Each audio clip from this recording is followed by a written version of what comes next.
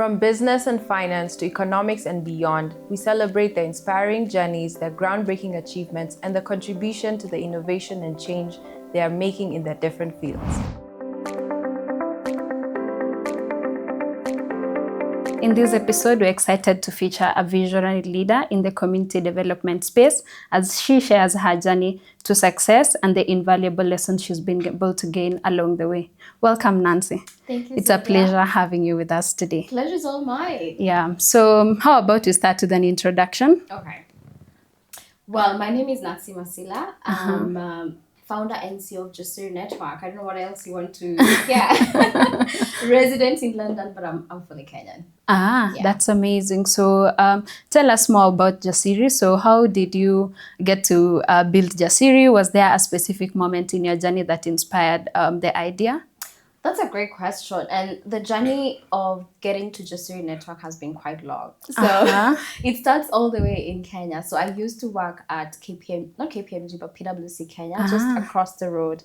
And I used to work as an IT auditor for almost 3 years, thereabout. I took a bit of a career break, which was very different at that time.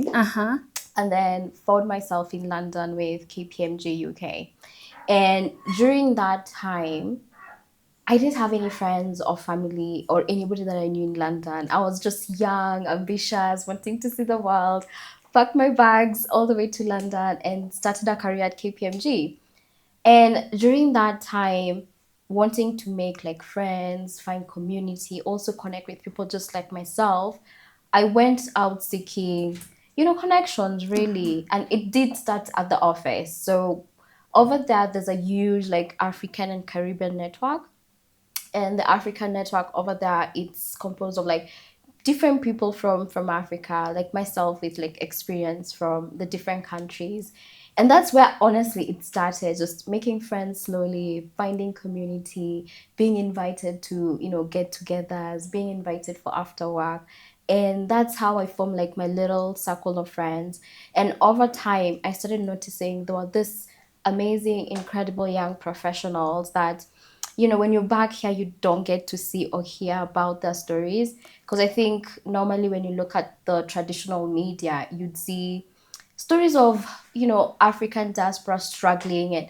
And that's not to take away from their stories and from their experience. But there's also another side where you just have just people thriving in their careers, thriving in their businesses. And so that's what I noticed. And I was like, why don't we do something to kind of connect these young professionals and also change the narrative and also kind of just find support among each other? And literally that's kind of how the little steps towards getting to Jasiri started. But officially, Jasiri Network started on January 2023. Interesting. 2 years now. Oh, wow. Congratulations on you. that. So that leads us to our next question, which is, you've worked closely with a lot of African diaspora professionals. What would you say are the main challenges they get to encounter, and how has Jasiri been coming through for them?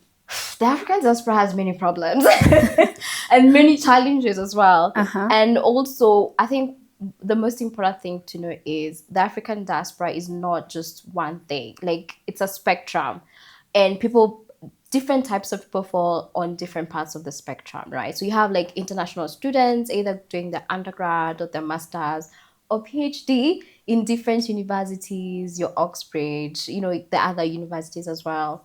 Then you have young professionals just coming out of uni. You have more experienced professionals, people like myself, where I left my home country as an experienced professional, and then I joined a company over there like straight away. And then you have other people as well who's been there for longer, were in leadership positions.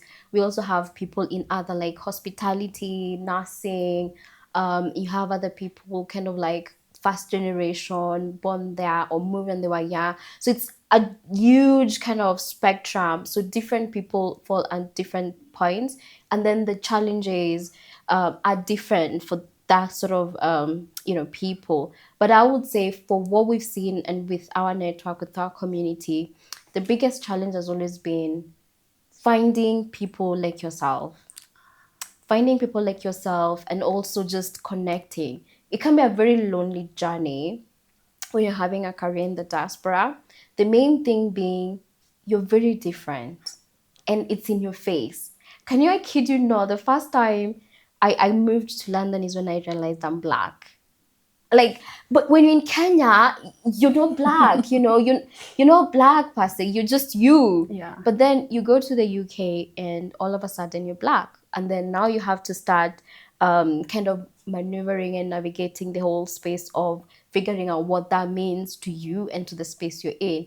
So I think the biggest challenge is just, that loneliness of creating a career, of building your life out there and having to navigate a whole new type of life and situation and culture. I could talk for days, but I would say just that finding people like yourself, finding people that resonate with you, and also just figuring out who you are in that new space. Yeah. So actually that affirms a conversation I've had a few weeks ago with foreigners, and they were like, it's easier to connect with people here in Nairobi as compared to back at home. I was like, I thought it was the opposite. Yeah. Because it's like this whole networking thing here in Nairobi is like something that is really growing and wasn't there before. So that was something I was like, okay, how true is that? I would say also Kenyans are very hospitable, very friendly. Other people maybe not as much, because I get that a lot as well. I think Kenyans are just amazing, and even out there when you connect with other Kenyans, and this is the trick, by the way. This is the trick. So we call this our own passport. So whenever you see somebody with this, you kind of just warm up to them, say hi, and sometimes they're not even Kenyan, but they just want to be associated with Kenya. So okay, that's amazing. So leadership is always a reflection of your core values. Yeah. So what are your values and how does that guide your impact in Jasiri? That's a good question. I would say leadership is not just something you wake up and you become. Yeah. Right? I think it starts over a period of time. It could be years. And I think for me, it's now when I look back, that's when I see how I kind of came to this. Because one, I'm a firstborn. I have 3 younger siblings. So really that kind of tells you a lot about who I am as a person. And then looking back as well, I grew up part of like a huge chunk of my childhood, like so the first 7 years. I lived in rural Kitui, very small village. Everybody knows everybody. Amazing, like I had such a fun time, and like my grandparents, and it's very communal as well. So there was a lot of that being instilled in me, the concept of community, supporting each other. And then in school, I was a head girl in primary school. I didn't want to be, but that's a story for another day. I was also a school dining hall captain in high school. I used to play field hockey, netball, so a lot of like team player sort of thing, team leadership as well. And then in high school, I was also always just doing things. I remember I used to have a blog writing about my friends. So this concept of leadership, community, discipline has been there since like forever. But I would say right now, there's a lot of in me like just really wants to support other people, giving back to society, making sure I'm supporting and playing my role. I think I've been really fortunate to meet amazing people along my journey, mentors, and also kind of just me wanting to give back as well. Yeah.